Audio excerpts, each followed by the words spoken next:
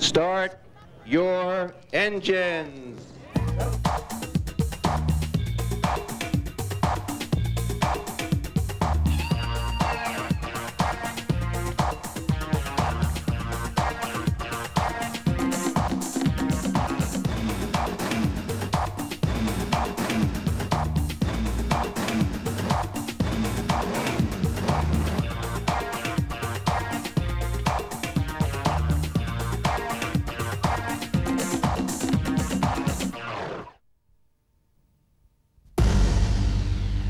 When Jim Clark first arrived at Indianapolis, the Americans smiled. The rear-engined Lotus Ford looked very neat, very British, but surely it wasn't big enough to do the job. Big enough and fast enough, it proved. In 1965, Jim Clark became the first winner at Indy to average over 150 miles an hour.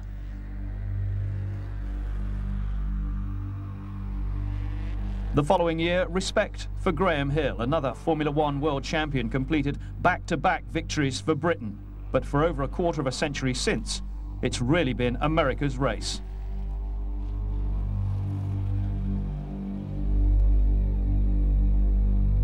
The late Colin Chapman brought Nigel Mansell into Formula One with Lotus in 1980. 13 years on, he'd have been proud to see his protege as world champion tackling the Indy 500 for the first time. The odds against success were high, but who'd bet against this competitor?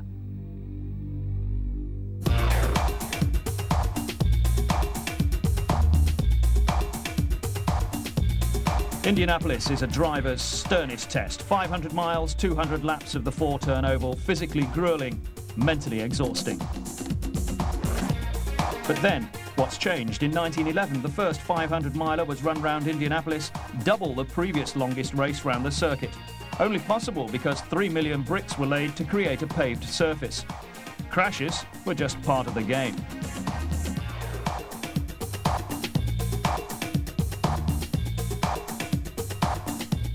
Ray Haroon in a Marmon Wasp averaged over 74 miles an hour to win in 1911.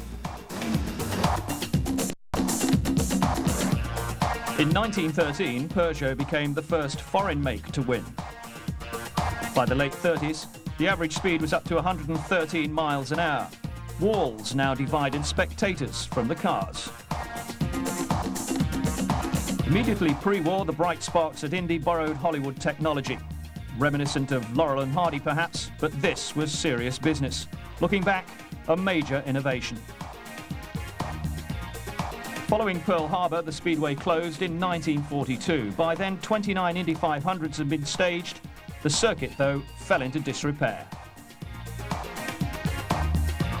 1946, a lick of paint, new grandstands, most of the bricks replaced by tarmac, and the crowds returned, jamming the roads of Indiana.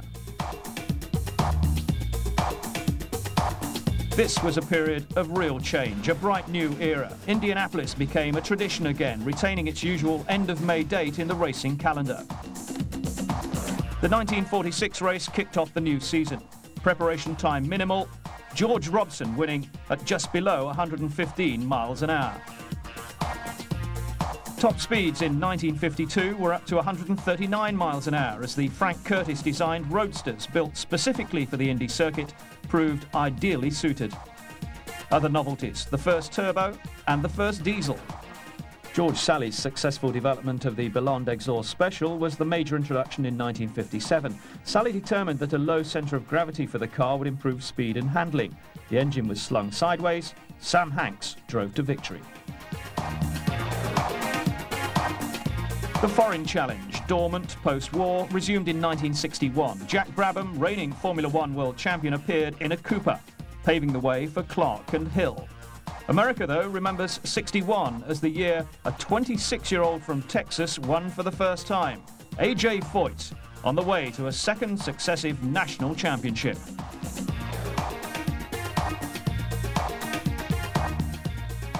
(1962), Parnelli Jones in the headlines after qualifying at over 150 miles an hour. But the pace of change was such that only 3 years later, Jim Clark won at an average of over 150 in the Lotus Ford. Dan Gurney was the instigator of the partnership that produced the sleek rear-engine development. 1969, Mario Andretti a popular winner. He lifted the record average speed to over 156 miles an hour. Male domination ended in 1977 when Janet Guthrie qualified for the race. Her car lasted 27 laps. That same year, Clay Regazzoni from Switzerland ran into big trouble. Somehow, he emerged unhurt. Tom Snaver snatched pole position in 1978 for the second year in succession, this time averaging 200 miles an hour. By 1982, ground effect cars were the fashion. Rick Mears started from pole. 500 miles later, he was pipped for first place by Gordon Johncock, the margin 1600ths of a second. The Kentucky Kid, Danny Sullivan, in his first season with Penske, won in 1985, the team's 5th win overall since it first appeared in 1969. Kevin Cogan's massive accident 4 years later was transmitted round the world, an example of the hazards of Indianapolis. Nelson Piquet crashed last year, one of a whole catalogue of accidents that littered practice, qualifying and the race, prompting changes to car design and to the track itself to make the Indy experience that much safer. 1992 saw the closest finish of all time, Al Unser Jr. holding off Scott Goodyear to win by 400ths of a second. Unser's first win after 10 years of trying. The Borg Warner Trophy's the prize, but coupled with the title goes the glory and the prestige of victory in the world's greatest motor race.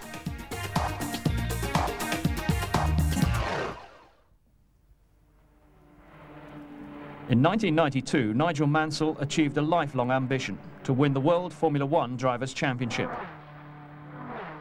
In 1993, he faced another considerable challenge, his debut season in IndyCar racing, as world champion, the man to beat.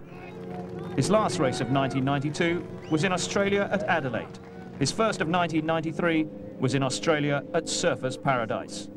Mansell loves Australia, but he'd never won there till this year, and even then not everything went smoothly. Starting from pole, he lost the lead, regained it, received a stop-go penalty. Eventually, he swept to victory. A brilliant start to his new career.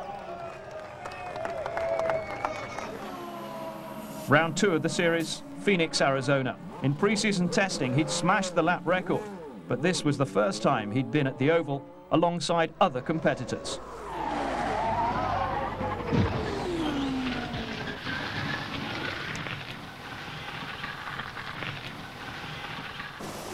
Unconscious, he was taken to hospital for urgent attention.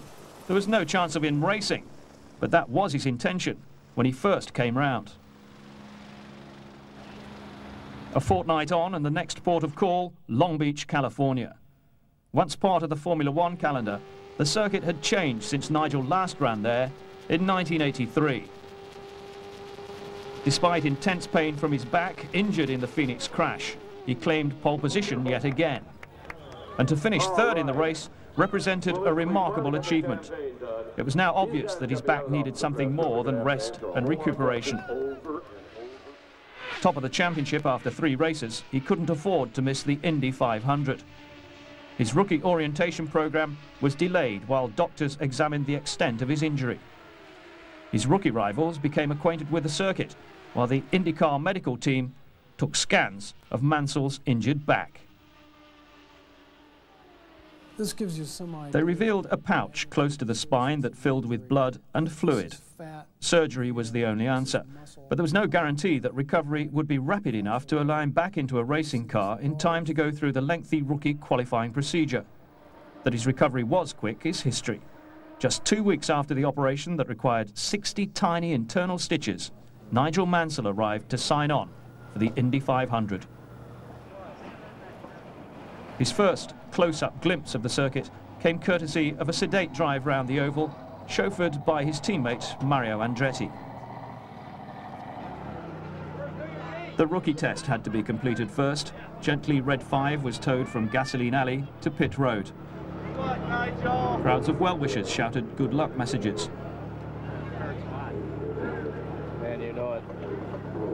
Shortly after 11 in the morning, tension in the air. A few words of advice and encouragement from Paul Newman, co-owner of the team with Carl Haas. Haas has worked with so many of the world's top names: Jackie Stewart, Alan Jones, Peter Revson, Jackie Ickx, the Andrettis, of course, and now Mansell.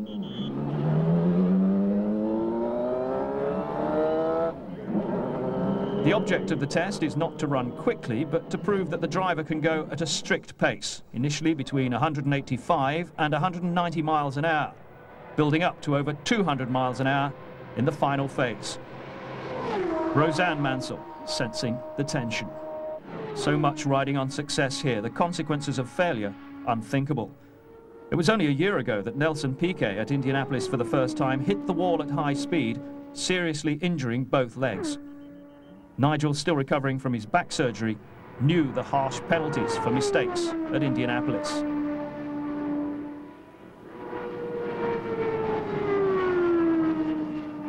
The first 3 stages were completed without undue alarm. Mansell returned to the pits with just 1 phase to go. A more than satisfactory beginning. Oval racing requires experience. Adaptation from road racing is never immediate. The Indy officials have seen them all go through the programme without exception. The Unsers, the Andrettis, Fittipaldi and Foyt. Mansell was very impressive.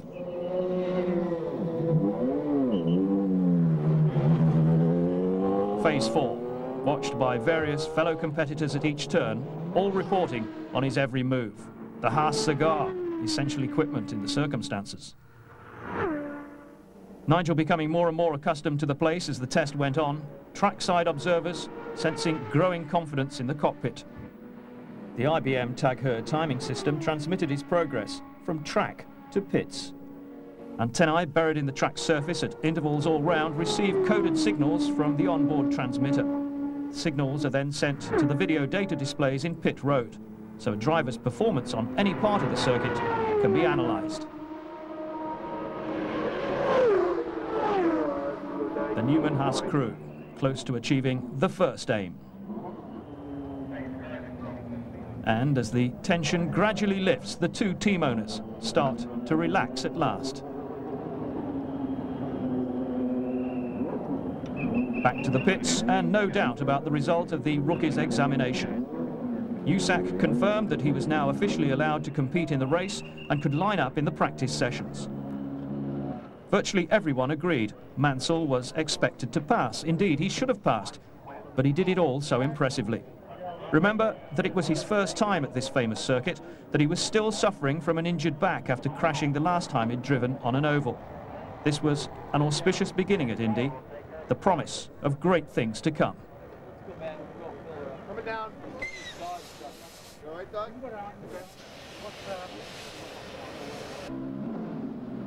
Red 5, back to the garage, very much the centre of attention.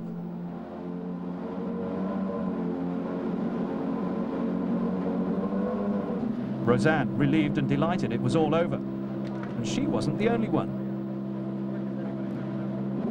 I'm pleased to tell you now that I've completed all phases of my rookie orientation.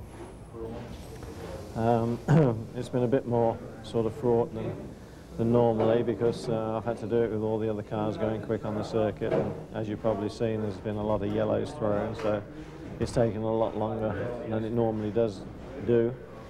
I'm very pleased though. At the end of the orientation I managed to turn in a lap of 2:18.5, which puts us in the top 12 places. We're going to do one more run today. Just change the setup just a little bit on the car and just get myself feeling a little bit more comfortable in turns 1 and 2. I'm losing most of my time in the first 2 turns. The third turn I'm as quick as anybody, or it appears that we're reasonably close. And turn 4 we can perhaps go a little bit quicker, but for the first day here, I mean, it is a very, very impressive circuit to sort of go out down the straights at 2:35 to 2:40 and then try and make yourself turn into that corner flat out without lifting. At the moment there's no way. And I've seen the computer traces of you know, one quick lap Mario did 2 days ago, and he went into turn 4 flat, but that was the only turn he did go into flat, and he did 2:23 that lap.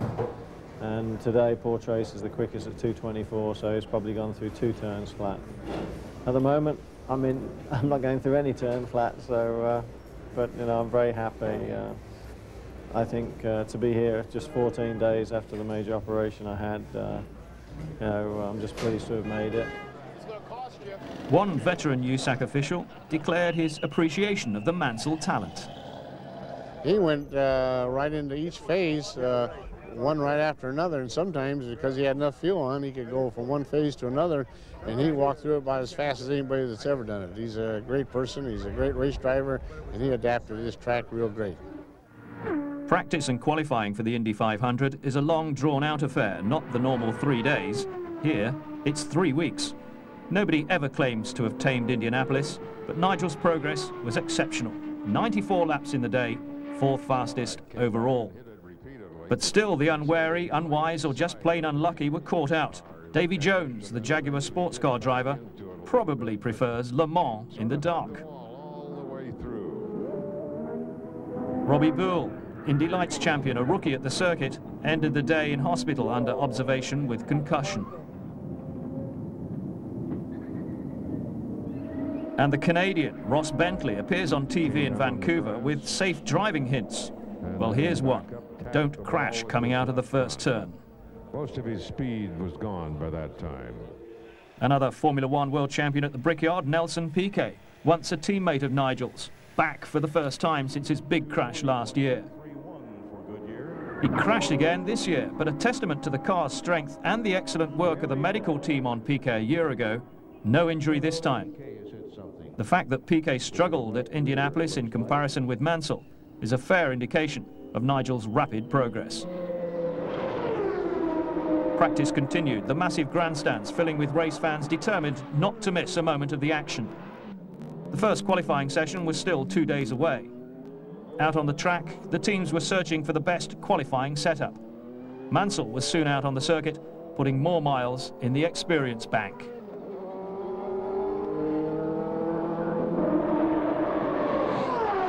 Another excellent lap, 2:24.372 in the top 5. The rest of the team exuding an air of confidence as they watched from the pit road.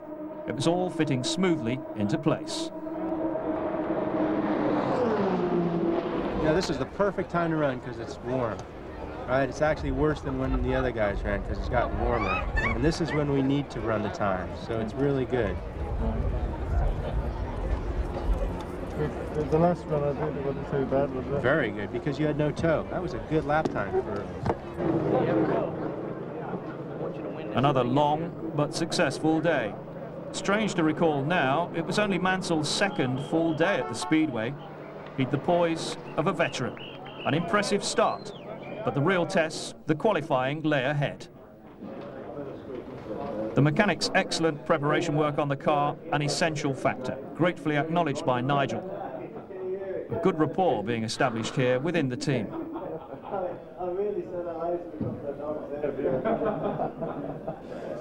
Well, it's Thursday afternoon, 3:30, and we've decided to call it a day. We've run the last 3.5 hours, and I'm very pleased to say that we got up to 224.5 miles an hour average, which obviously is reasonably quick. That makes us 3rd fastest at the day.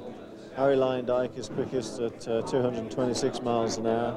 I'm told that he got a good toe down the straight, which apparently here makes quite a big difference. And then there's Paul Tracy just in front of myself at 224.6 miles an hour. And then, of course, myself. We've stopped because we're going to put a different engine in for tomorrow now, and we're going to do about 30 laps and trim the car as close to neutral to be safe. We've run today with a lot of understeer in the car, but that gives you a lot of confidence out there. You sort of move out towards the wall, which can be sort of a little bit disconcerting, but it gives you time to get out of the throttle, come off the throttle, slow down a bit, and then come back on the circuit, on the line, I should say. I'm very pleased with today. I think the team are optimistic that with this engine tomorrow we should be able to improve our overall lap time a little bit more. Now, just going to relax and have a good debrief with the engineers and be quite comfortable and happy with the day. Okay. We got plenty of time tomorrow. Nice. And I was just thinking of you having an early night. Oh, that's nice. Thanks. You know, you don't believe it when a driver says that, do you? No way. All right, night, early night. Yeah. The last chance to be on the pace prior to official qualifying the following day, when the first 5 rows of the grid were to be decided. Friday's the day for fine-tuning and limited experiment on the setup of the car. The team in excellent shape, Mario Andretti a real candidate for pole. Swapping notes in pit road, first and second in the championship, pulling for the same side. Well, good morning. It's Friday morning, and I'd like to introduce, first of all, Mario Andretti, world champion Formula 1 and champion a few times in IndyCar Series, and of course the 500, which is the greatest and biggest race of all time. Mario, what's the importance of the 500 to you? Well, as you know, I'd like to think that in motor racing there's no bigger event, and career-wise, you know, the value of winning this race is immense. When you're here in this particular series, from a sponsor standpoint, everybody looks to this race, focuses on this race. And let's face it, it's the only race that we ever prepare for in 3 weeks. Yeah. And so, as you can see, with all the work that goes into it, you know, at the end of the stretch, you know, you like to bring something home, and nothing like the first place trophy. And what's it like to actually win it here? Better than Formula 1 races? Well, for some reason or other, I thought, on the personal side, I thought I would get equal satisfaction out of winning, say, the Italian Grand Prix, because that's where my dreams began. And in many ways it is, but on the overall, like the next day, you know, winning Indianapolis is an experience that I wish every driver that sets foot here could experience. It's the impact afterwards, isn't it? The enormity of it all. Yeah. It's just like the circuit itself. I mean, coming here for the first time, I mean, to use the American word is awesome. To use the English word, very daunting. And I think every day you come back, it gets even bigger. And I'd just like to finish in saying Mario turned a very quick time yesterday afternoon, and I know he got blocked on his quickest lap, which probably would have been the quickest of the whole month. So Mario's going to be hopefully in great shape to go for that pole tomorrow morning. Thanks, Mario. Thank you, Nigel. The crowds poured in with high expectations. Among the hordes gathered at Indianapolis, some real veteran IndyCar watchers. And a large contingent of British fans. Some arrived early and took up residence in the grandstand opposite Pit Road, a little piece of Indiana, temporarily England. Roseanne making sure everything was in order, no superstition here. How many drivers don't allow anyone else to touch their helmets at all? Across the garage, the car ready to run. The most important thing today is basically to settle the car down. Our quickest lap so far is 2:24. This is the day before qualifying, so I've already been warned that there's a lot of drivers out there today that are probably going to have little mishaps out on the circuit, because this is when they hang it out. They drive 10 tenths, 11 tenths, 12 tenths, and when you get to 12 tenths, you're probably going to lose it. For us, what I'd like to do is give myself a little bit of confidence and everybody in the team, and try and just up the speed by another couple of miles an hour, perhaps do a 2:26 lap or something like that, I'm hoping. We've got to try and just tune the car out. We've got a nice little understeer in the car at the moment. To go quicker, we need to get it closer to neutral without going past the neutral, because when it steps out, when it gets loose, then that's when you start having, you know, your problems. So that's our situation for today. The other thing is we want to do limited amount of mileage today. We just want to get the car just so it's comfortable, and obviously as quick as we can. As soon as we're comfortable with that, then we're going to call it a day. We're going to keep the engine miles down and the miles down on the driver, which at this moment in time is probably just as important.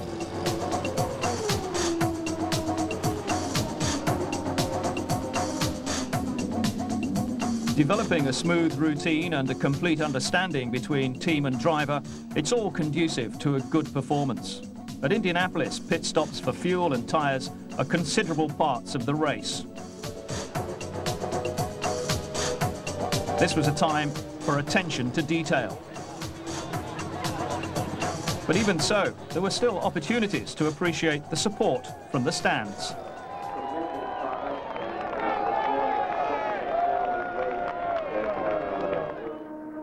Early prangs. Belgium's Didier Tays amazingly escaped with nothing more than a bruised thigh from this one.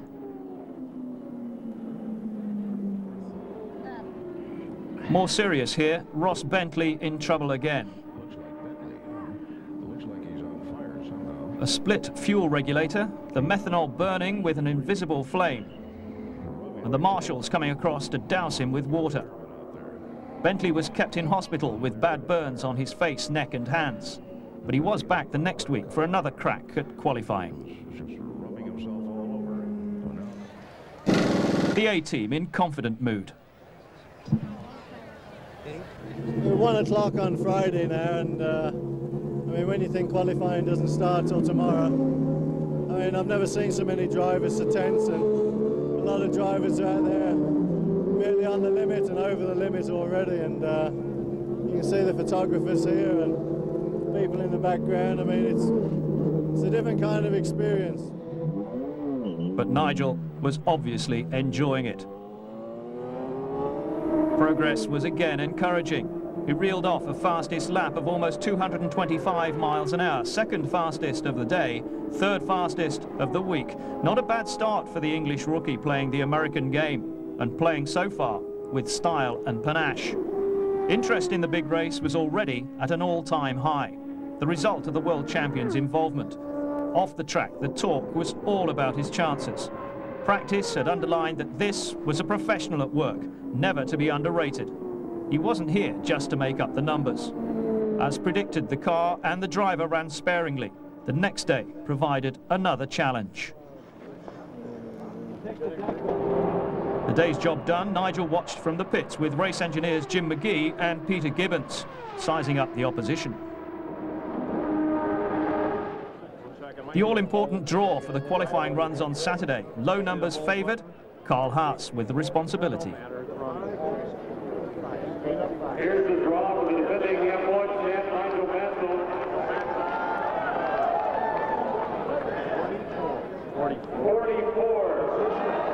44.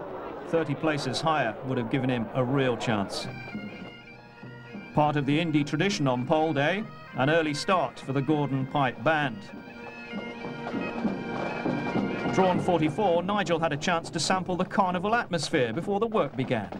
Well, good morning to you. This is the day of reckoning. Here we are, Saturday, Indianapolis. It's coming up to about 20 to 8 in the morning. Mario, my teammate's out at 8 o'clock. He's in the first session, mainly because in front of me here we have 57 entries for today's qualifying for obviously 33 places. Now, the amazing thing is unlike all the qualifying I've certainly been used to, you draw your starting position out of a hat.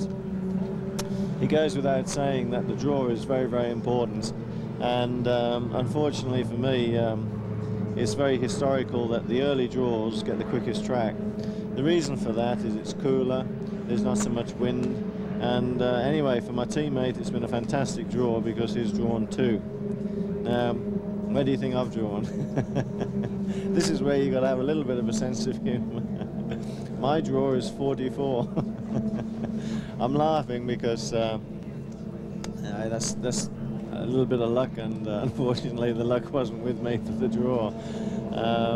So my teammate will literally be going to qualify within about 10 minutes of the track opening for qualifying, which will be just after 11 o'clock.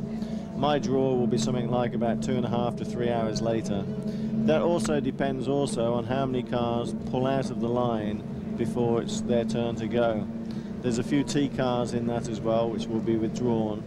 So the earliest I can go is probably about 27th in line, and you've got 6 to 8 minutes per time for qualifying, because you have to do 2 warm-up laps, 4 qualifying laps, and then you waved off the circuit, obviously with a checkered flag.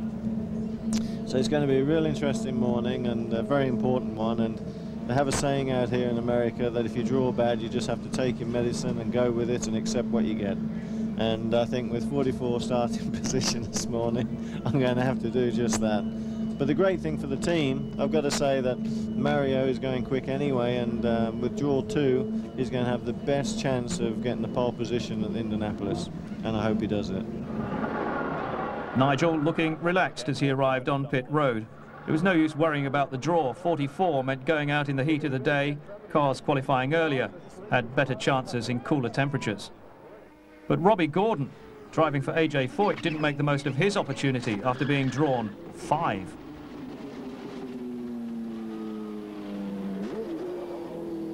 The crash prompted the great Indy veteran to consider his future. AJ decided to manage rather than drive, an abrupt end to a 40-year career. 4 times an Indy winner, 7 times the champion. He circled the track for one last time. AJ, the fans have already said it, and we salute you. You shock us all this morning. Well, thank you. It's a hard decision, but it comes a time.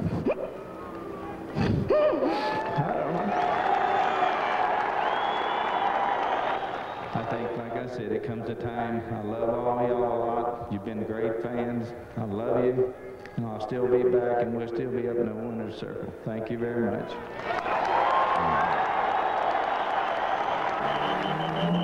With the retirement of AJ, Mario Andretti became the senior driver in the race, along with Alanza Sr. Mario produced another brilliant performance, lapping at an average of over 223 miles an hour. His crew thought it might be good enough to earn him his 4th pole at Indianapolis. Determined to prove it's a young man's sport, the 24-year-old from Toronto, Paul Tracy for Penske Racing. But the pace wasn't there, over 3 miles an hour slower on average than Andretti.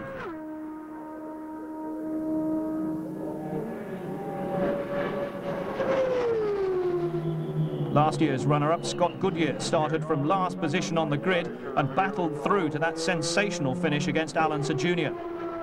He clocked over 222 miles an hour, not threatening Mario's pole position. The defending Indy 500 champion, Alanza Jr., a superb competitor from a family like the Andrettis, synonymous with Indianapolis. But 221.773 was not enough. Brazilian Raul Boesel, a former world sports car champion. Out on the track, 222.379, only half a second slower than Andretti, second quickest. Dutchman Arie Luyendyk, 10 years in IndyCars, the highlight is win here in 1990. And it all came right, 223.967, pole position taken late in the day. The second Penske, Emerson Fittipaldi, 220.150, not good enough for the front row.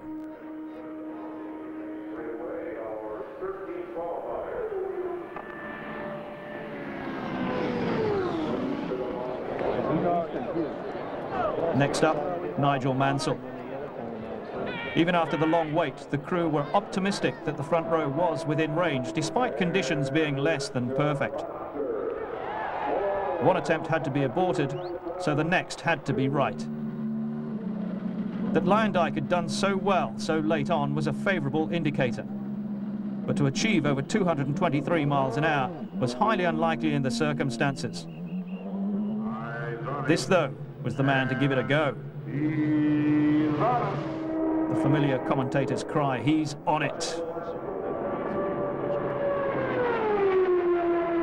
And the first lap was a beauty. Nigel hurtling red 5 around the 2.5 miles in 40.575 seconds. A brilliant lap that brought the crowd to its feet and raised an eyebrow or two in pit road. Suddenly the impossible seemed likely.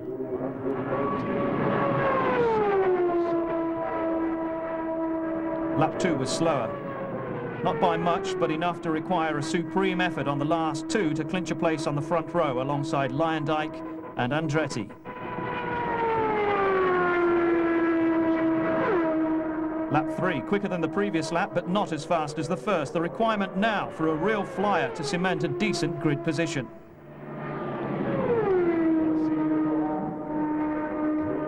Lap 4, the second quickest of the quartet, 40.89 seconds. The vital average speed translated as 220.855 miles an hour. A third row position secure.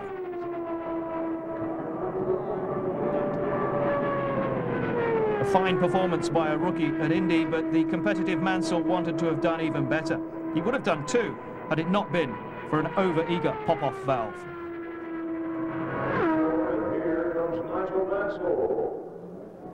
Row 3 then, the one to watch, with 3 foreigners, including 2 Formula 1 world champions in Mansell and Fittipaldi, plus the Canadian Paul Tracy. The tactics for Nigel? Stay out of trouble for 400 miles and then go for it. The third row slot satisfied the team. Now, completing 500 miles became prime target. 2 further weeks of practice remained to ensure that the team and the car were in top shape for the race. Out of the car for the qualifiers' photo call. Such pictures are taken of all 33 drivers in the race, but perhaps on this occasion, more of one man than usual. And winning pole position had its rewards. Here's a little something to tide Ari over for the rest of the month. Stars side by side.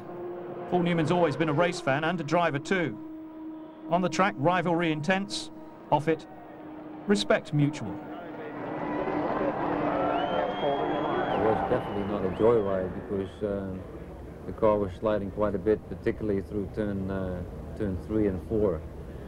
But you know, it requires finesse to go fast here, and when you know the car is sliding a bit, you know you can hang on for 4 laps. This pole position means a lot to me in my career, and it means a lot in the United States. You know, it's not just another pole position; it's pole position at Indy.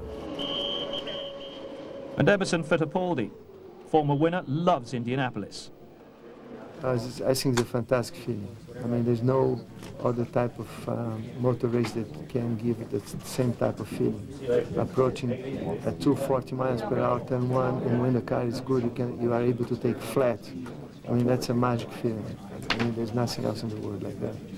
Very pleased, obviously qualified the first day. We had quite a few problems to overcome, but we were there, and I think we achieved what we set out to do. Disappointed in being position 8? A little bit, yes, because in the heat of the day, and when we aborted one run, we did a 2:22.9, and that was very, very quick indeed for that time of the day. 2 things then that sort of caught us out, and it was a great shame. We had a set of tyres which the stagger didn't come out on the outside as we had predicted, so the car understeered in the time trial, and in hindsight we should have used the same set of tyres than what we did at lunchtime. And then of course the one thing which is very, very important, especially on a super speedway, is the pop-off valve. And if the pop-off valve decides to pop when you're on your run, it takes a lot of power away, and you have to turn the valve down, and then when you turn it down, it probably has to go down too far, and then you have to turn it back up before it sort of pops again to get the maximum power out of the engine. And unfortunately I had both those problems. High speed overhead 2 at Indy. Clear skies, temperatures up, and places on the grid still at stake. Lyondike, Andretti and Mansell held the front row, but 7 of the 33 places were still to be filled. In danger of being out-qualified or bumped, Bobby Rahal.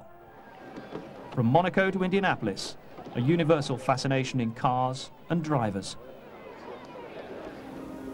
Eddie Cheever led for 9 laps last year, but he struggled to gain a place in this year's race. Losing the engine cover didn't help. He was consistently 3 miles an hour off the pace until he swapped cars for a late assault. On the Sunday, he threatened Bobby Rahal's spot, and the reigning IndyCar Series champion suffered the indignity of being bumped off the grid, a celebrity non-starter.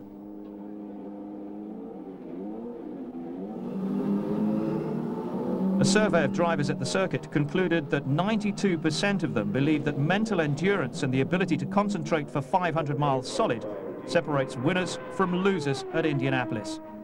Nigel, of course, is supreme in that department. Confidence was high. Really, I'm very pleased, and I'm optimistic to come back for next week for Carburation Day, to hope that we'll be certainly in the top 6 in the warm-up, and then just hope for a great race. All the homework's been completed, and then literally the track closes down after tomorrow for 4 days, and it doesn't open again until next Thursday, just for 2 hours for everybody, and that's called Carburation Day. And then it closes down on Friday and Saturday, and then you don't run the car again until the actual race on Sunday. It's quite an extraordinary format, totally different to all the other IndyCar races, and very, very different from my good self. But we're up to speed. I think we've got reasonable setup for the race, which is the most important thing, and we'll just keep our fingers crossed. Tom, it looks Looks like we have a 3-second penalty. Still 72 hours to go before the big race, but the crowd willing it all to start early. Feverish excitement generated in the stands. Down below, it was all relaxed at the driver's pre-race briefing. Emerson Fittipaldi, an old hand at all this with his Penske crew. Scott Jim Crawford coming through for his regular Indy appearance. A first for Swede Stefan Johansson, while for Nigel Mansell, the problem was finding a clear way back to the garage.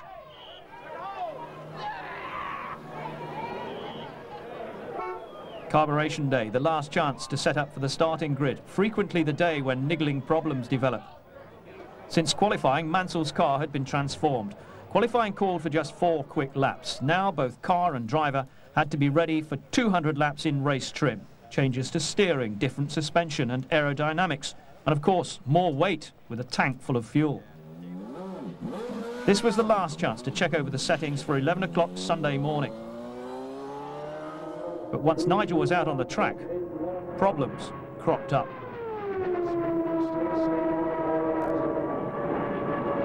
The pressure valve, which regulates the boost from the engine, misbehaved. With just 2 hours scheduled for practice, Mansell dived into the pits. It wasn't a problem easily rectified. Time was now becoming critical. After a while stationary on pit road, it was back to the garage for a detailed inspection. A frustrating delay after all the earlier preparations had gone so well. We've had a hiccup this morning where we've got a regulator problem with the boost, controlling obviously the power of the engine, and we're beavering away like crazy, changing quite a few things to try and get out on full tanks to get a run. The incredible thing is now is that after the next 15 or 20 minutes, and I haven't run on full tanks yet, there's no more practice, not even a warm-up lap until the actual race. So quite a few people are under pressure at the moment, least of all myself, and I'll be jumping in the car hopefully in the next 2 or 3 minutes to get those just few laps on full tanks to see what it's like. Back out, problem cured. With time running out, Nigel produced an excellent lap on full tanks that was a real confidence boost. 2:22.5 miles an hour, second fastest of the day. Meanwhile, no light relief this. The pit stop competition could earn the crews up to $30,000 from the sponsors in prize money. Alan Sir Jr. on the far side against Nigel's teammate Mario Andretti. Little Al's team won by a short head. But Mario would have settled for losing that one in exchange for a faultless display in the race.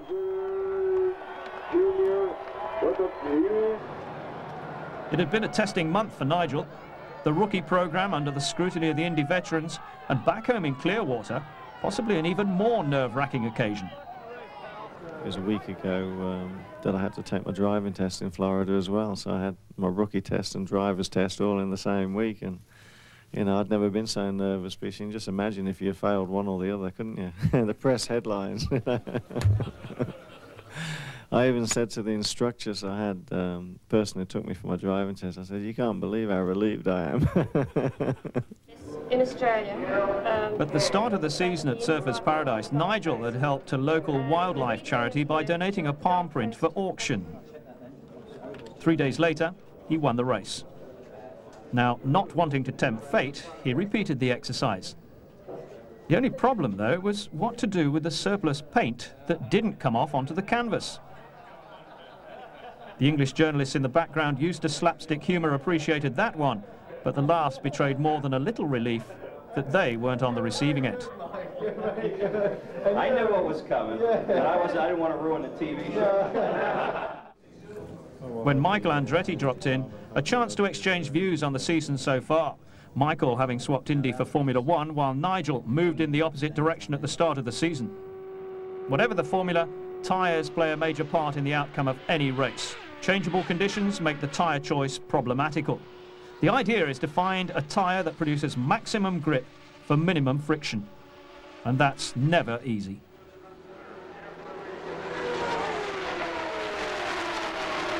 Although all these tyres are supposed to be made to the same parameters and dimensions, you know, as we know, the world's not perfect. The tyres don't come out exactly the same. So we have to compensate with the cross weight to every different stagger we have in the car. And that's why it's very important when you pick your race tyres on an oval, not necessarily on a road course, but on an oval, it is essential to try and get 9 sets of tyres with 9 staggers and 9 sets of balanced tyres the same, because then you don't have to alter the car too much. The tyres you actually qualify on are the tyres you must start the race on. Now, it goes without saying that the tyres I had when I qualified, unfortunately, the stagger went the wrong way. And all my other 9 sets of tyres are totally different. So we are actually putting more front wing in the car. We're actually putting 1.5 turns of front wing in the car for my first set of tyres. When I make my first pit stop, the team and the crew will actually adjust the front wing back to where we had it today for the other sets of tyres. One of the most important things is trimming the car. This is a rear wicker. Just look how quickly you can change this. You put it in there like that, and you flap this round, and away you go. Equally, you can see when the car comes to a stop, there's a man that can push it out, pull it out, and obviously put another one in, smaller or larger. And you can either increase downforce or take downforce away from the rear.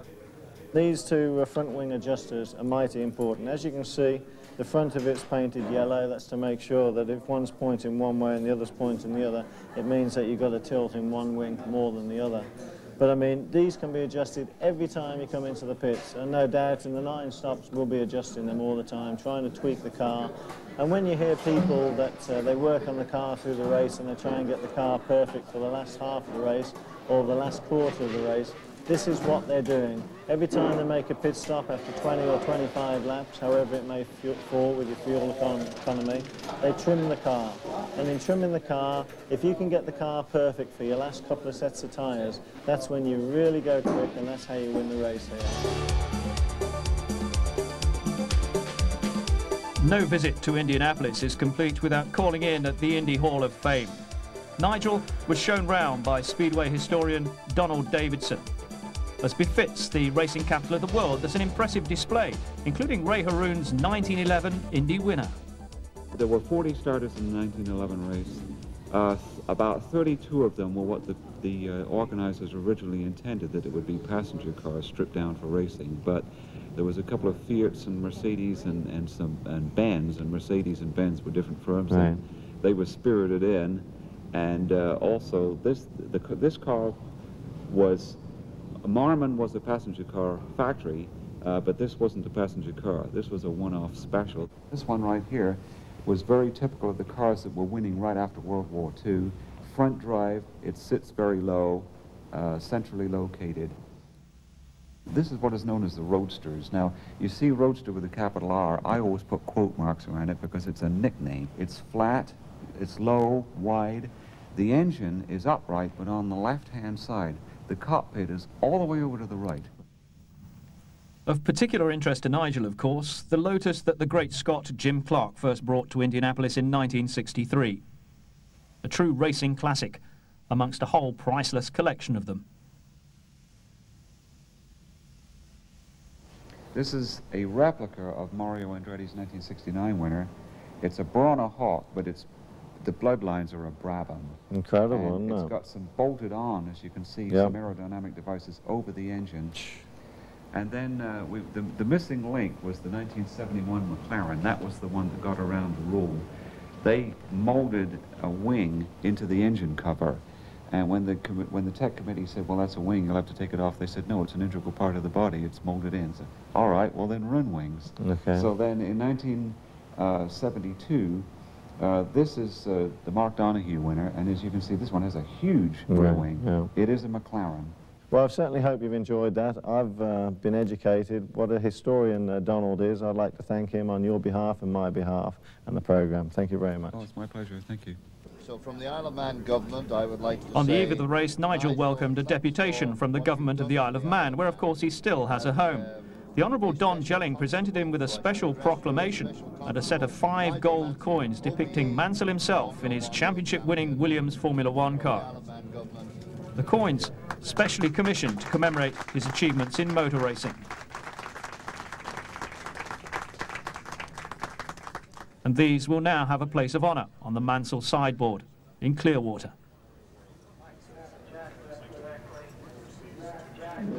Paul Newman's a true motor racing enthusiast. His delight at securing the services of Nigel Mansell for the Newman Haas team was evident throughout qualifying at Indianapolis.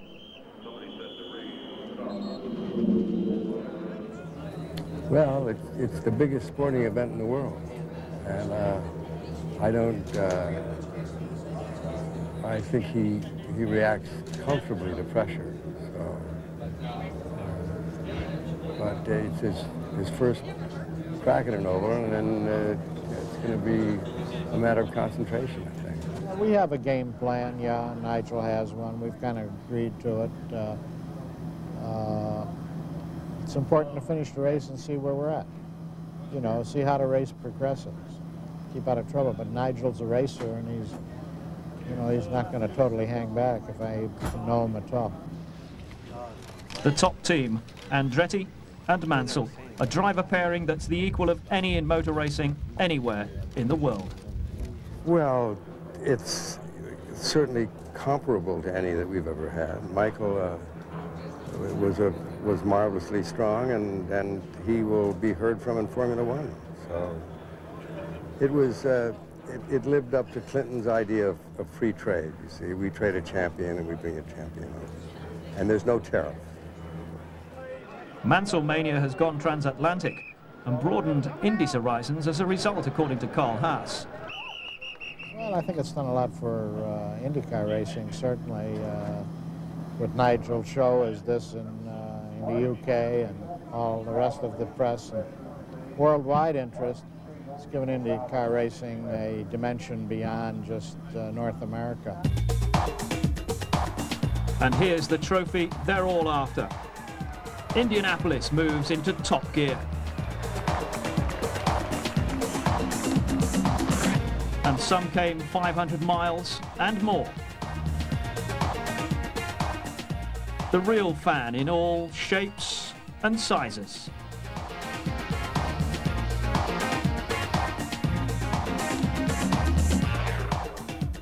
Perhaps not the intended use, but original. And cop this, they've got free entry. Everyone else has to queue. Anything else you need to know?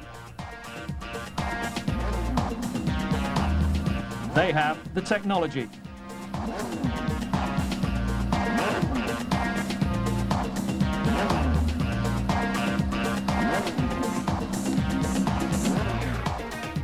Here's the muscle.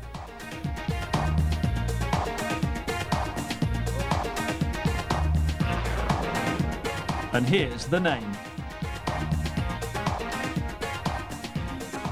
Well, good morning. This is the magic day. This is Sunday. We're literally at 10 to 10. We have 1 hour, 10 minutes before the flag drops for the Indianapolis 500. The 77th race in the history of this sport. And I dare say you've been looking around at the crowd and the sunshine. It's going to be a momentous day, occasion, and the weather hopefully will stay with us. The only problem we have got is that they are forecasting possible thunderstorms from 1 o'clock onwards. If that does happen, then the race could be shortened, and someone might be smiling here. But hopefully the weather will stay with us and it will run the full course of 500 miles. Just about now to go to the garage area, literally fight my way through the spectator area, because from this area to the garage area, unfortunately, all the public are allowed, which is good and bad, depending on how quick you've got to get to the pits. Get changed and just gather my thoughts for about 20 minutes then before I have to then go from the pit area to the pit lane. Everything is really happening. It's a lot of excitement going on, and hopefully you've caught some of that while you've not been speaking to me. And all I can say to you is please enjoy the day as much as I hope to.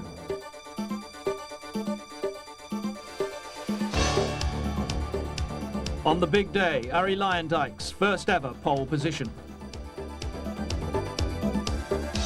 Mario at 53, as competitive as ever. A rare front row position for Raoul Boesel.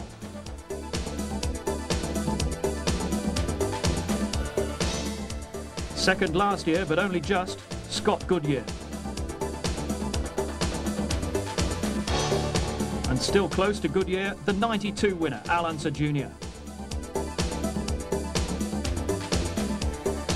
Stefan Johansson, the best placed rookie on the grid.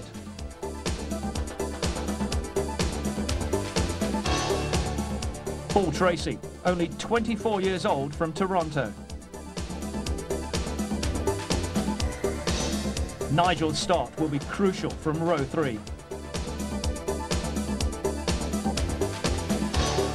Emerson, the wily old fox alongside Nigel.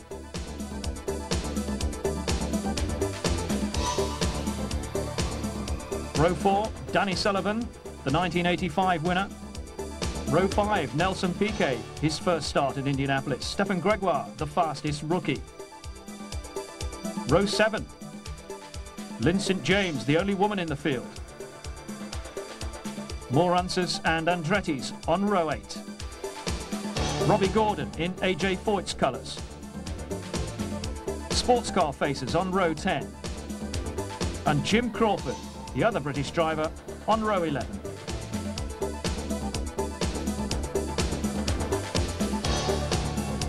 As start time approached, not a seat to be had anywhere in the vast bowl. Every vantage point taken, 500,000 people ready for America's greatest sporting spectacle.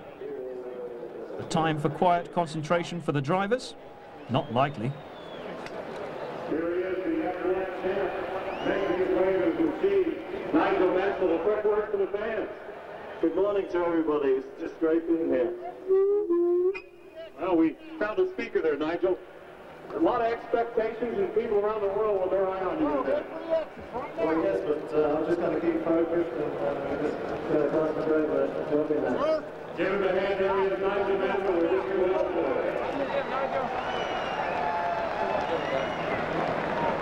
it. The big crowd rooting for the rookie.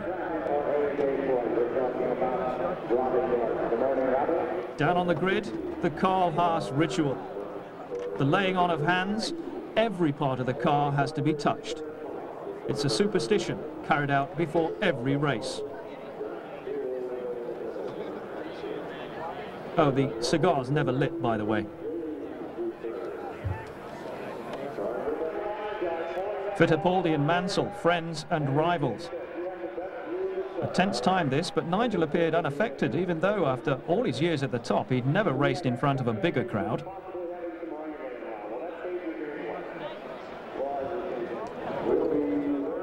Time to climb into the cockpit. Surrounded by an army of mechanics and engineers, all set for the 77th running of the great race, a challenge for drivers and for cars. The names must flash in front of him: Clark, Hill, Andretti, Unser, Foyt. Great names that have graced Indianapolis. Will Nigel Mansell be the next to join them in the record books?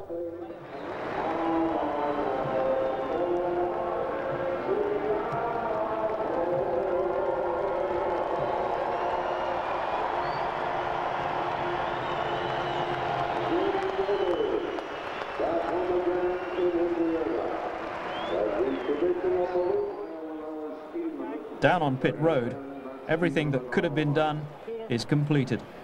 Carl Haas, the great motivator, G's up his team. Just moments away from the time-honoured instruction, though with a slight difference this year. Ladies and gentlemen, start your engine.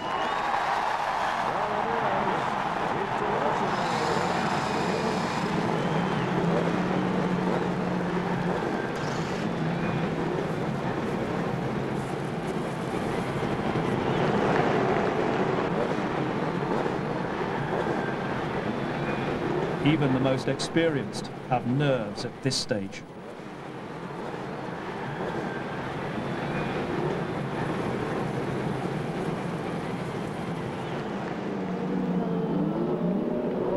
Moving off behind the pace cars. The first run round the 2.5-mile circuit.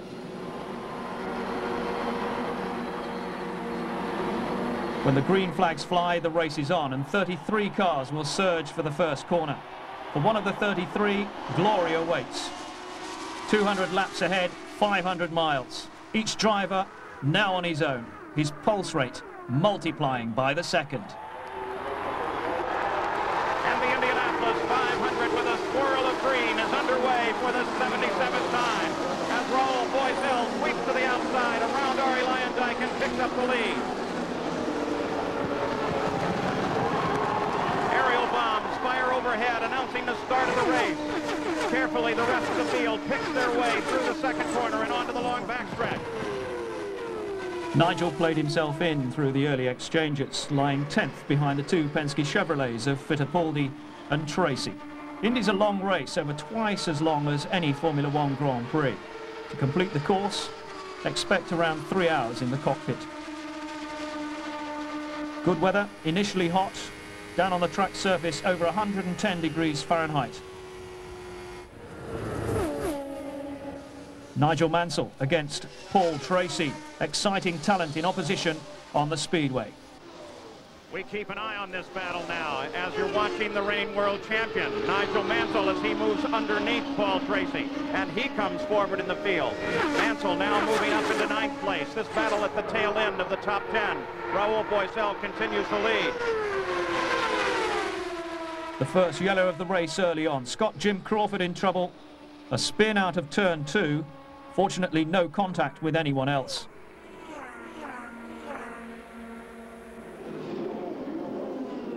Nigel's first pit stop under yellow. The Newman-Haas pit crew under pressure for the first time. Fuel and tyres and adjustments to the rear wing.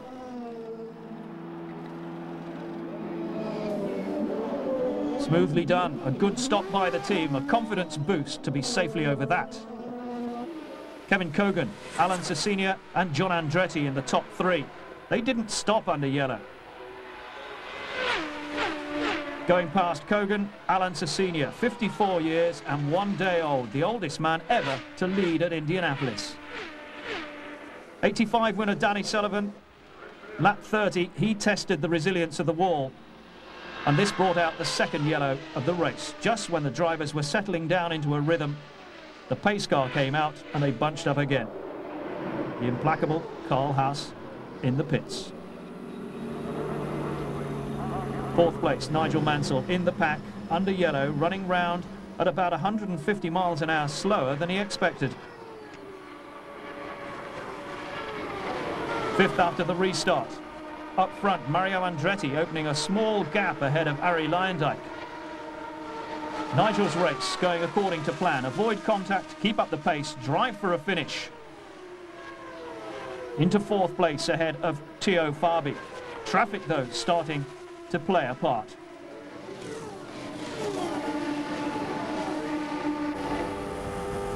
Nigel Mansell with Fittipaldi in his sights.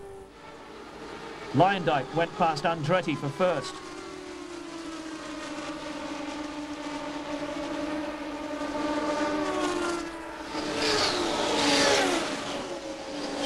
Behind, Mansell went past Fittipaldi for third. Working his way impressively through from 10th at the start. And the lead group now running together.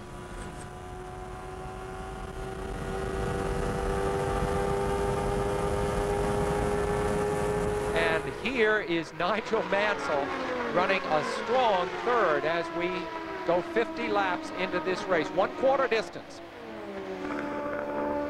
Arie Luyendyk leads it. Just 0.4 of a second back as Mario Andretti and then Nigel Mansell, and you can watch both of them now as they close on the leader. It's a 3-way battle for the lead at Indianapolis. Remember, Nigel sets up his teammate. Nigel moves to the inside. Can Nigel and Mario make it side by side into one? There is a battle there, and Mario slams the door on Nigel.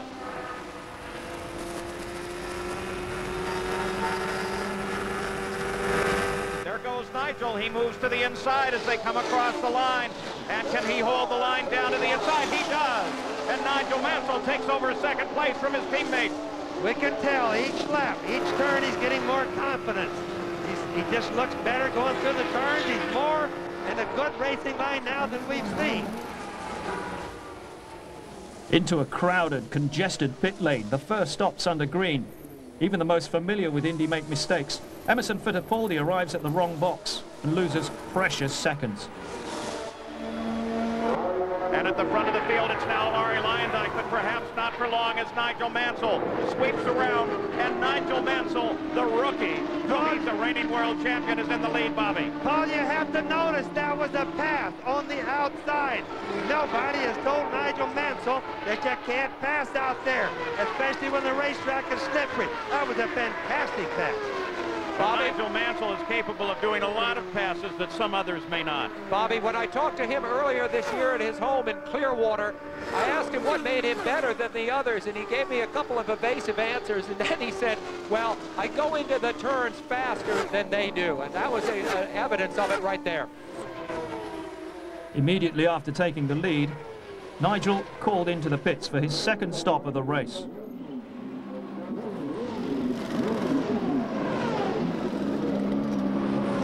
Fuel and tyres, and just look at the concentrated aggression on the face of the world champion.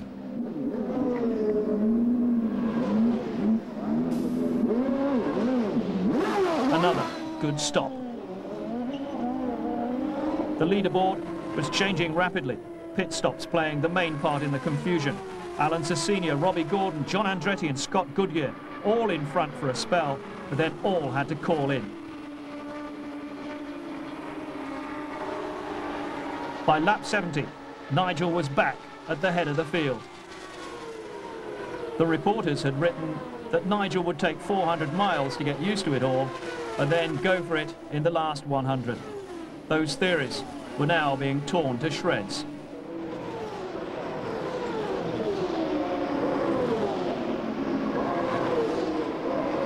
The third pit stop for Nigel Mansell came under yellow for debris on the track. And this was the first slip in an otherwise well-drilled procedure.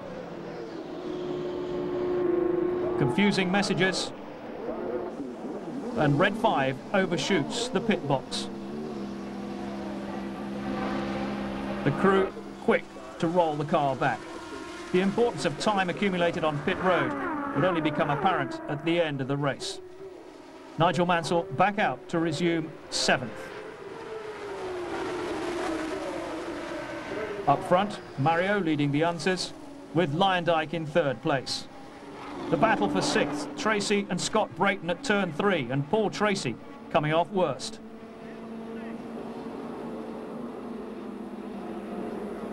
The first Penske Chevrolet, sidelined.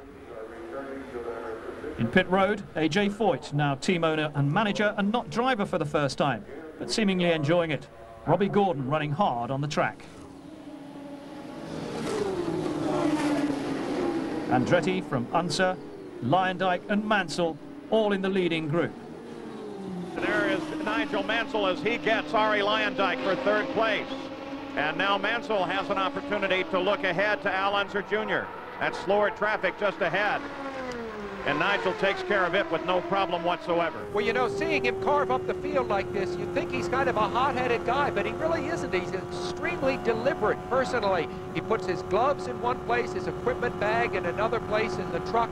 Everything has to be in order so that his mind is organized so that he can do this kind of thing out on the racetrack. Sam, it's amazing how much I've watched him grow up or learn or get smarter during the course of this race, and this race is only a little bit more than halfway old. The guy's capable of learning faster than anybody I've seen in a long time. Well, Bobby, we understood that in comparison with Alain Prost, who has taken over Nigel's seat on the Williams team in Formula One, Patrick Head, the engineer there, offered this comparison. He said, Nigel is very accommodating. He'll put up with anything. Whereas Prost is very finicky and has to have everything just a certain way. Nigel can put up with anything. Mario still leading. Nigel now after 2nd place, held by Al Unser Jr. Over 100 laps completed, and the Newman-Haas team a dominant force. Andretti in the lead at Indianapolis, a familiar sight over the last 30 years.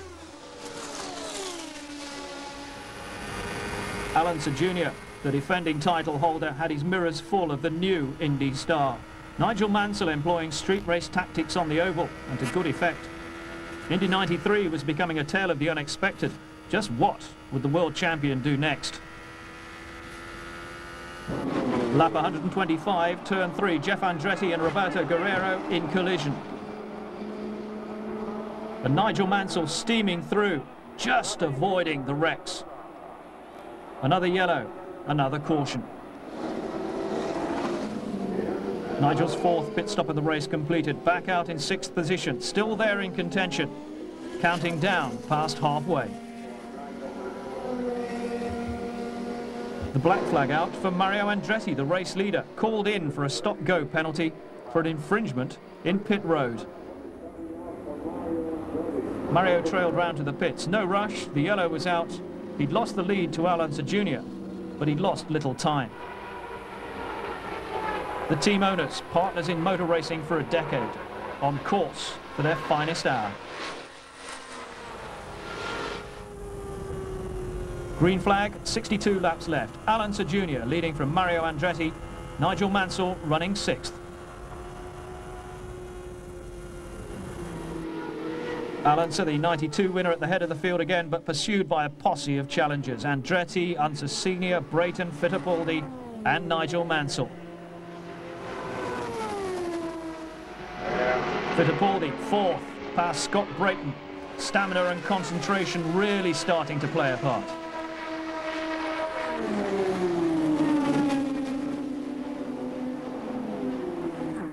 Mario Andretti after first place again. He won his first race for almost 5 years at Phoenix earlier in the season. His sole Indy 500 win was back in 1969.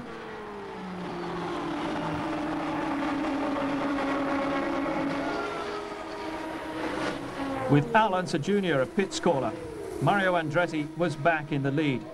Unser's car was proving thirsty. He'd need an extra stop before the finish. So Andretti leading, and also up with the leading group, Nigel Mansell, and nobody on the lead lap could be discounted. Another caution when Robbie Gordon in the AJ Foyt car was towed in with a broken gearbox on lap 168. Nigel's final stop. Filling the tank to near 40-gallon capacity. They didn't want to have a stop for a splash and dash late on. This was the pit crew's last appearance in the final act.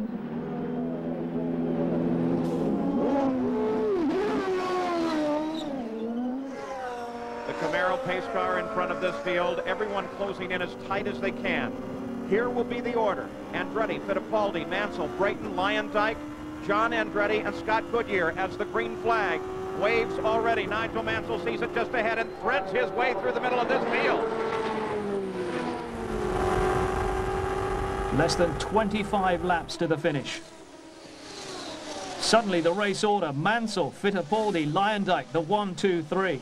Against the odds, the rookie at Indianapolis leading the way. A glorious charge at the end of a month when the odds seem to have been stacked right against him. A Brit in charge at the Brickyard, the equivalent of the Lions winning in Wellington or England clinching the Ashes in Sydney.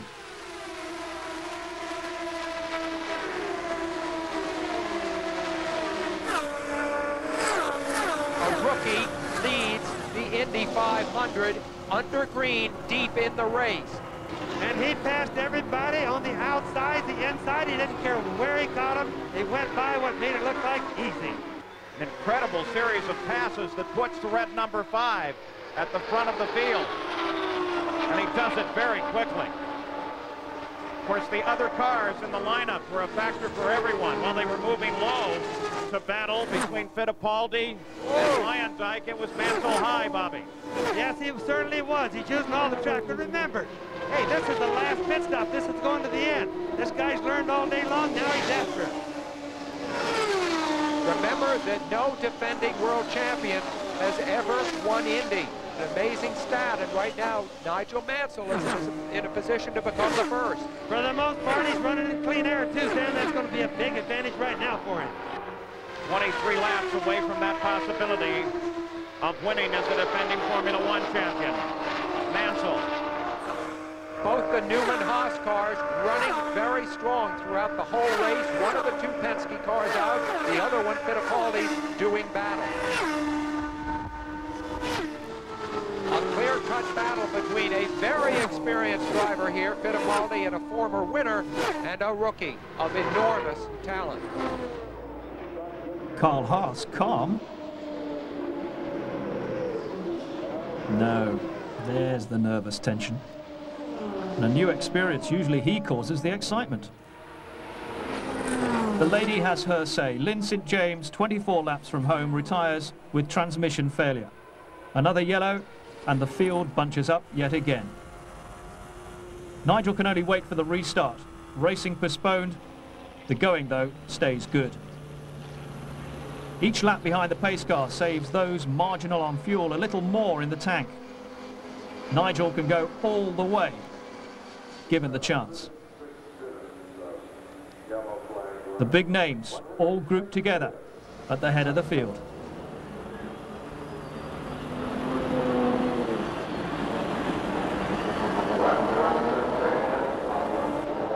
And here they come, the green flag flies. And Fittipaldi trying to catch position on Mansell. Is this inexperience for Mansell, giving it over to Fittipaldi? And look at Lyondike as he moves to second place. First to third in an instant. Here begins the fight back, but time was running out. The irony, Nigel had given Arie Luyendyk the original idea with his adventurous manoeuvres earlier.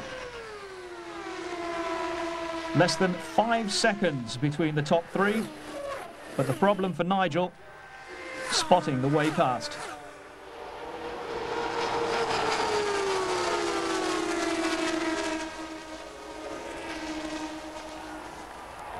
Fittipaldi first, opening an extra half a second each lap. Nigel Mansell still in third place, 8 laps to go.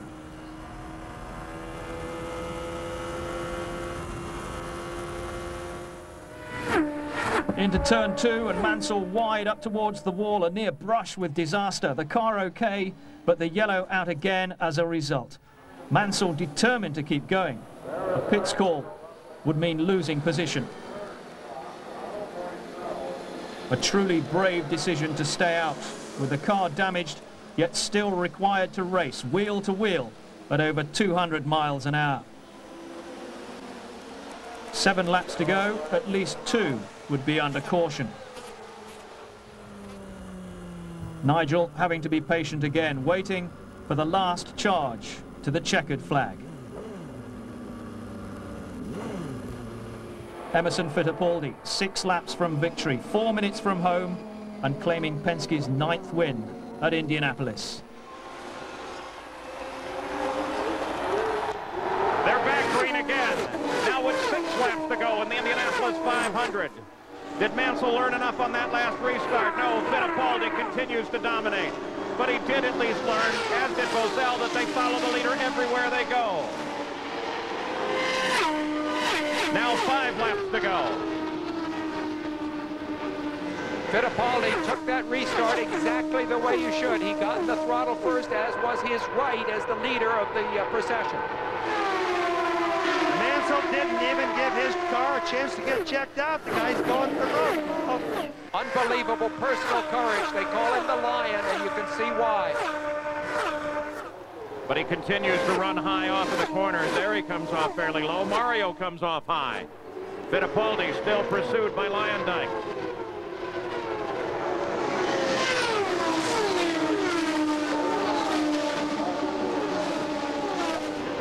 Just 10 miles left in the Indianapolis 500. Emerson Fittipaldi, world champion twice back in the 1970s, retired from racing, came back into IndyCar racing, won the championship in '89, and now look at this. Emil's pulling away just a little bit more again, just like he did after the last yellow.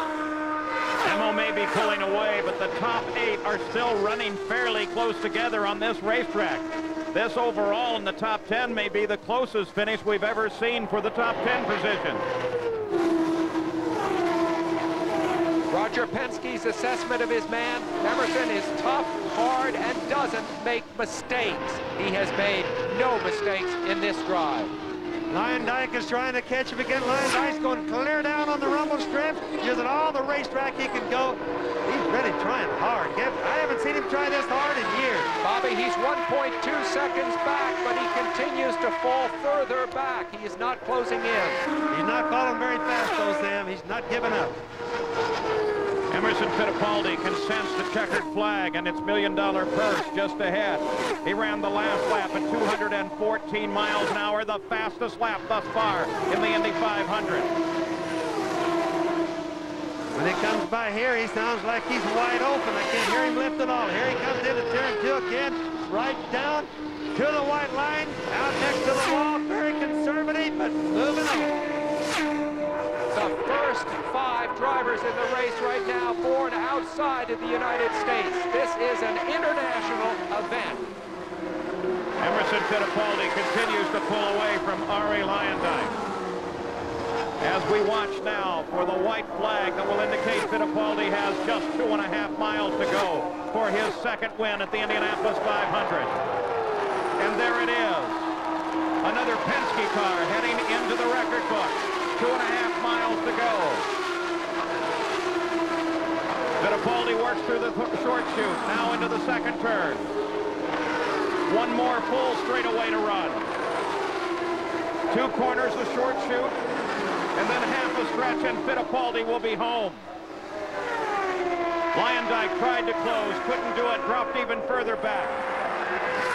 In fact, it may become a battle for second between Mansell and Luyendyk. Here comes Fittipaldi, Emerson Fittipaldi. The final turn for home, the checkered flag, and Emerson Fittipaldi has won his second Indianapolis 500.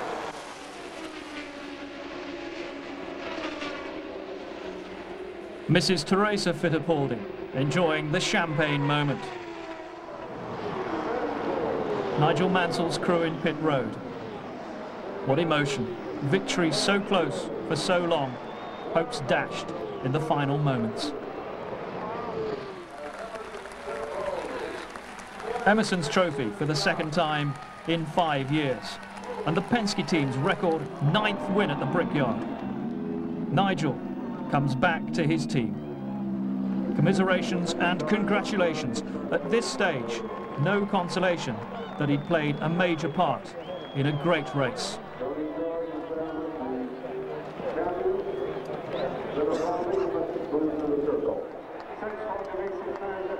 But eventually, the enthusiastic appreciation of the fans won through. The supreme effort justified. A great future at Indy beckons Nigel Mansell.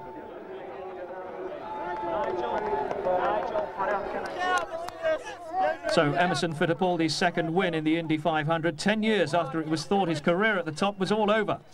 He'd won $1 million at the age of 46. Emerson, congratulations. Thank you very much. I'm so pleased. I mean, that's fantastic. The team made an incredible job, and we had a great recovery the whole month of May, and we did it. We did it. You waited and waited and waited, and then made your move when it was most important. Well, I think it was the last 2 yellows. We had great. Let's talk about the restart with Nigel Mansell in the lead. Tell us about the move. Well, I think it was a good move. You know, Nigel did a really good start too before last, but we were able to catch in again, and you know, the car runs perfect. What else can I say? I'm so pleased. For another European, the lean spell over. Ari Luyendyk, the Dutchman who finished first in 1990 and second in 1991, followed Emerson Fittipaldi home. And the top rookie after a truly impressive oval debut. The world champion shrugging off the effects of his Phoenix crash and putting on a superb show.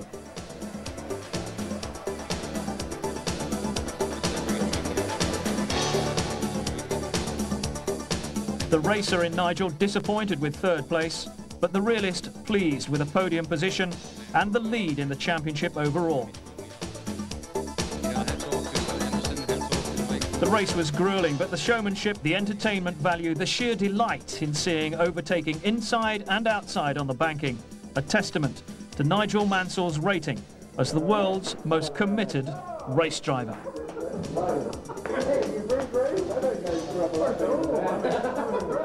Oh, what can you say? The team did a fantastic job. The engine worked perfect. The car worked real good. The only person who messed up was me. Oh, did you see me go past the pit and wave to her? Oh dear, and I mean, what can I say? It's my first time here, first time on the oval, first race on an oval, and I mean, I thought I did the restart good, and I lost the race on the restart.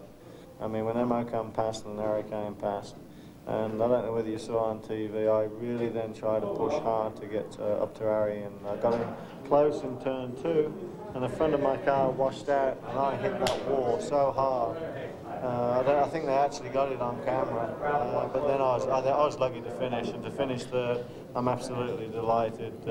Disappointed a bit for the team, but I think with all the things that happened during the course of this last 2 months, and the course of this last month here, me personally, I'm delighted. But tinge of disappointment, but Mo did a fantastic job today. You know, the Penske team and Roger Penske, many congratulations to them. Harry Leindyke, super move he did on me on the outside, and he was probably doing 230. And at that speed, I can't move, and I wouldn't move, because if you do, you're going to hurt somebody. So great race. How do I feel at the moment? I'm a little bit tired, but I'm so happy. We're still leading the championship, and I think we've increased our lead to 8 points now. So yeah, not bad. And the most important win of Fittipaldi's career. No wonder he thinks he's driving better than when he was 25. But in 1993, the eyes of the world were on the 77th running of the Indy 500, and they focused on Nigel Mansell. A performance that promised so much for the future. In years to come, perhaps, youngsters who watch this race will turn to their grandchildren and say, I saw Nigel Mansell the first time he raced in the Indy 500.